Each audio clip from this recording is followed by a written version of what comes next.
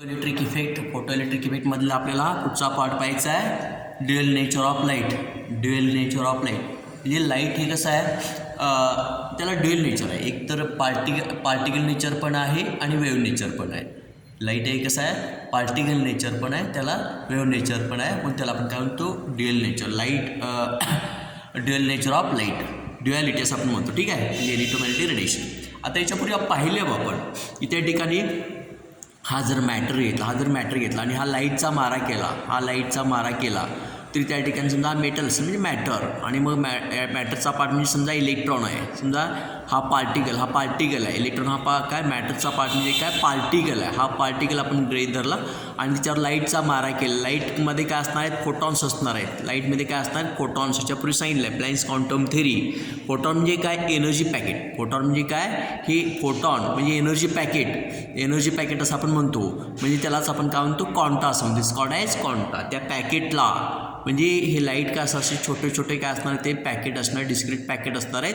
ह्या पॅकेटलाच आपण काय म्हणतो, क्वांटा असं म्हणतो. ही पॅकेट कशी आहे, ती एनर्जी पॅकेट आहेत आणि त्याला आपण काय म्हणतो, क्वांटा असं आपण म्हणतो.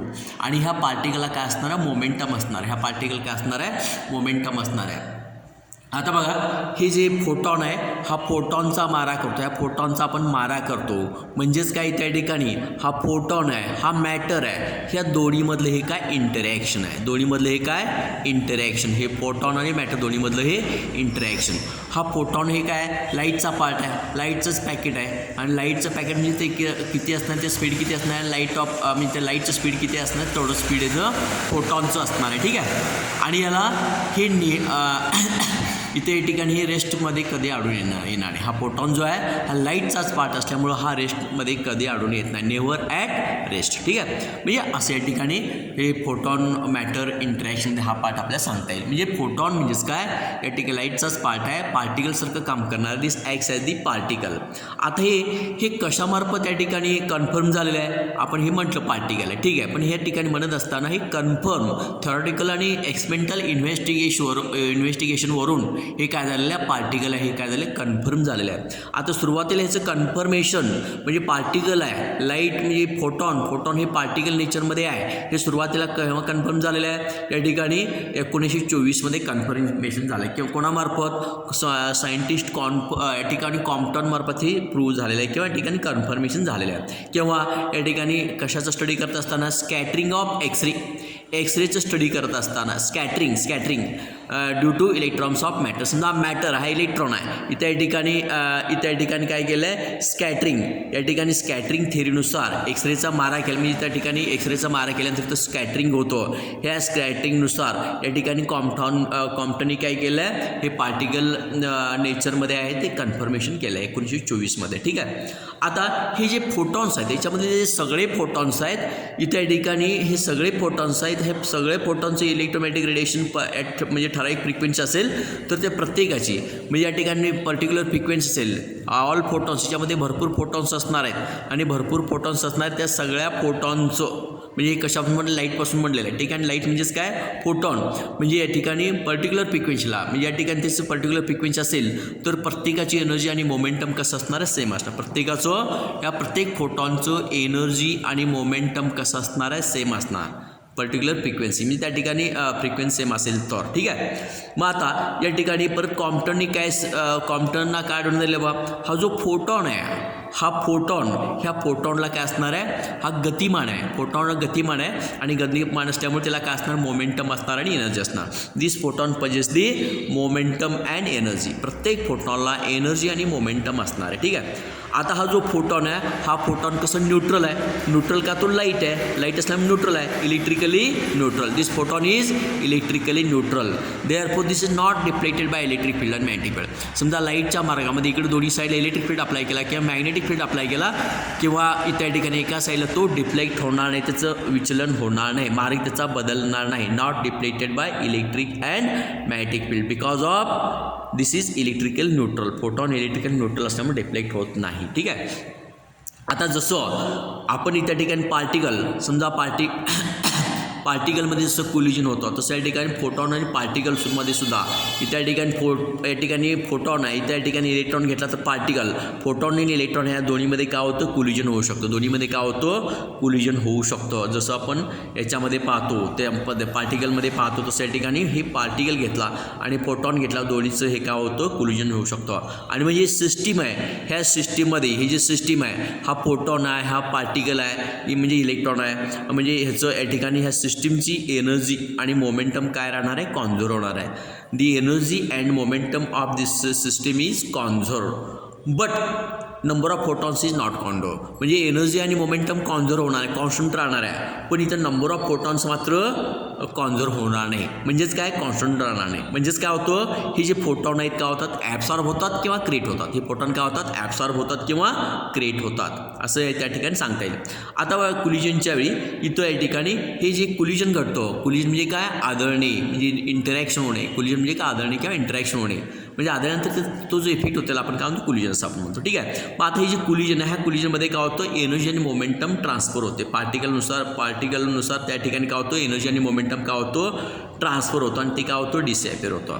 आता बघा या ठिकाणी हे जे फोटॉनचं जे मास आहे, फोटॉनचं मास आपल्याला इथं या ठिकाणी काय करता येत नाही, फोटॉनचं मास आपल्याला डिफाईन करता येत नाही. जसं आपण न्यूटोनियन मेकॅनिक्समध्ये पार्टिकलचं मास डिफाईन करतो, न्यूटोनियन मेकॅनिक्समध्ये पार्टिकलचं मास जसं डिफाईन करतो तसं या फोटॉनचं मास आपल्याला इथं या ठिकाणी डिफाईन करता येत नाही.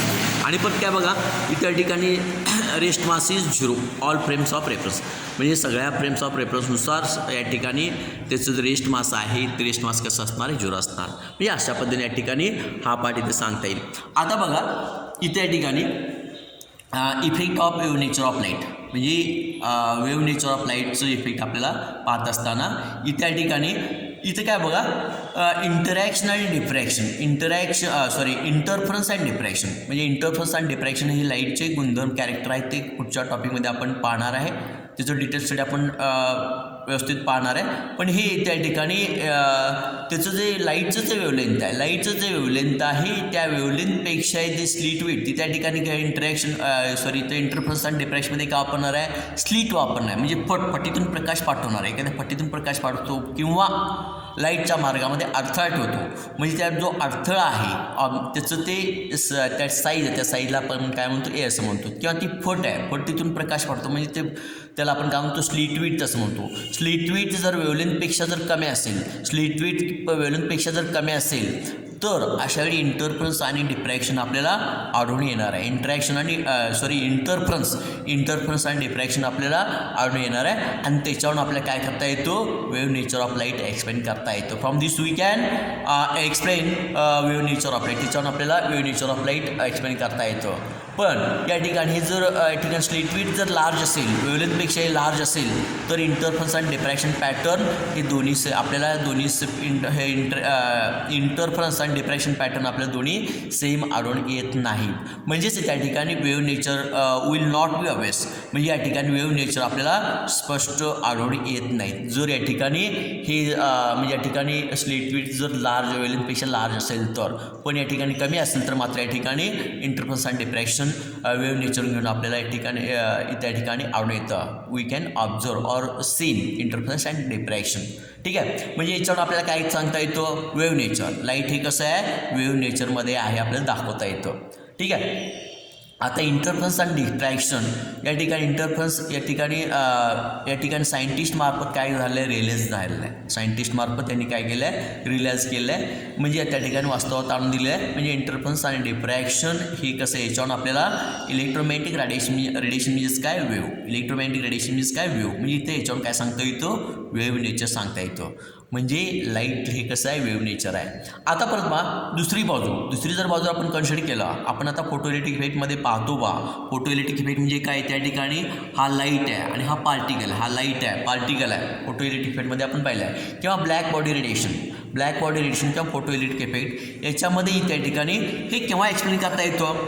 त्या ठिकाणी फक्त इलेक्ट्रोमॅग्नेटिक रेडिएशन विथ डिफायनेट एनर्जी म्हणजे ते इलेक्ट्रोमॅग्नेटिक रेडिएशन त्या ठिकाणी हे पाहत असताना त्या ठिकाणी फोटो इलेक्ट्रिक इफेक्ट किंवा ब्लॅक बॉडी रेडिएशन एक्सप्लेन करत असताना इथं हा जो लाईट आहे ह्याचं जर विथ डिफायनाईट क्वांटम एनर्जी म्हणजे त्या ह्याला काय असणार फोटॉनला एनर्जी असणार ठराविक एनर्जी असणार आहे आणि जर त्या ठिकाणी जर असं जर घेतलं तरच आपल्या ठिकाणी हे काय करता येतं सॉल्व्ह करता येतं म्हणजे हे काय पार्टिकल नेचर घेऊन सॉल्व्ह केलं आपण काय घेतलं हे पार्टिकल या ठिकाणी क्वांटम म्हणजेच काय क्वांटम एनर्जी म्हणजे काय क्वांटाचा अर्थ पार्टिकल नेचर घेऊन या ठिकाणी सॉल्व्ह केलं आहे म्हणजे black body radiation photo electric effect आपल्याला या ठिकाणी पार्टिकल नेचर घेऊन आपल्याला सॉल्व्ह करता येतं आणि हे काय वेव्ह नेचर म्हणजे हे पार्टिकल नेचर सांगतं आणि हे काय वेव्ह नेचर सांगतं म्हणजे अशा पद्धतीनं लाईटला हे दोन नेचर आहे वेव्ह नेचर ॲज वेल एज पार्टिकल नेचर पण त्याला आपण काय म्हणतो ड्युअल नेचर असं म्हणतो इथं एक काय आठवतं एनर्जी आणि मोमेंटम त्या ठिकाणी मागे सांगितलं स्कॅटरिंग थेरीमध्ये काय सांगितलेलं आहे कॉम्प्टननी एनर्जी आणि मोमेंटम त्या फोटॉनचं काय त्या फोटॉनला काय असणार आहे एनर्जी आणि मोमेंटम असणार आहे म्हणजे अशा पद्धतीने या ठिकाणी ड्युअल नेचर सांगितलं आणि dual nature of light or electromagnetic radiation हा पार्ट आपला इथं या ठिकाणी हे आर्टिकल आपलं संपलेलं आहे उर्वरित पार्ट पुढच्या व्हिडिओमध्ये आपल्याला सांगता येईल ठीक आहे विल स्टॉप हिअर